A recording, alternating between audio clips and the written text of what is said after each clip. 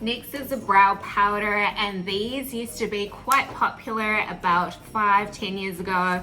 It was one of the staples in makeup artist kits as well as a go-to on market, but currently pencils and brow gels are definitely more on the trend. This one is the NARS single eyeshadow in Coconut Grove, which I commonly use for a brow powder. These are actually quite multitasking, and if you are wanting something, you can use it for eyeshadow, eyeliner, and using it as their contour, because brow powder often is a cooler undertone. Saying that, if your skill base is very beginner level and you've never used an angled brow brush, you may find this a little bit of a struggle. So just keep that in mind. But in saying that, when you practice, you are gonna get it down packed so fast, and of course with the right kind of practice. So I will show you connecting the dots. Use angled brow brush, create the outline of my brow. First, pat off any brow powder excess upon the back of your hand. We're going to go from the first little landmark to the middle, creating a soft diagonal line. Same with the other, going from the middle to the end. Now to do the bottom of our brow, we are just creating a parallel line that then links up to our tail. I call it tail, the end of our brow. Angled brow brush goes, I use it like a diagonal upwards. And it doesn't need to be like a straight line. Like, if you feel more stability, you can create like this little soft sideways motion to create that parallel line. And just pick up a small amount of brow product each time we're going to fill in.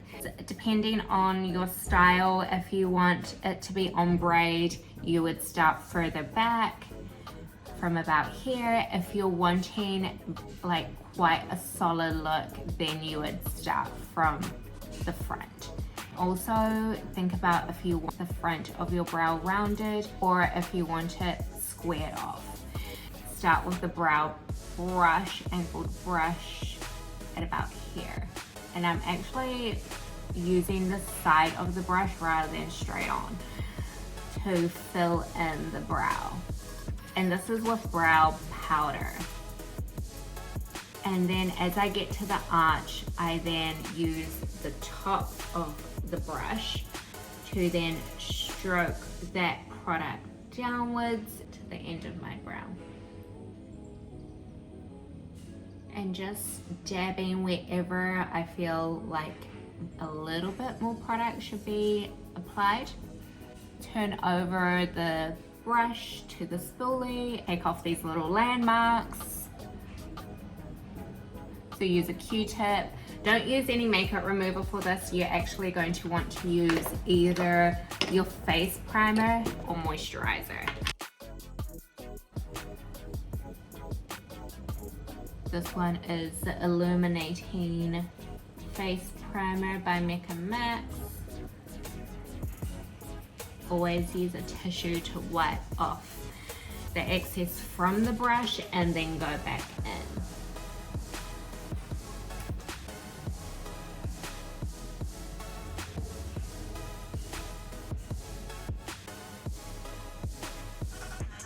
I'm just going to create this a little bit more structure along the top because I feel like I've just taken off a bit there. Brush through again to make sure everything is looking seamless and in the style that you want. Think about that. If you want more of an arch or you want more crisp lines, I quite like this kind of naturally crisp line, but when my hair is this dark, I do like to go more intense with my brows. So think about your hair color and your complexion, your makeup look. Just seeing that balance is actually quite important. Does it need more? Does it need less? Is it looking too intense? Also go by a window, go outside and check. Those kind of tips will really help you make sure that it's not looking intense.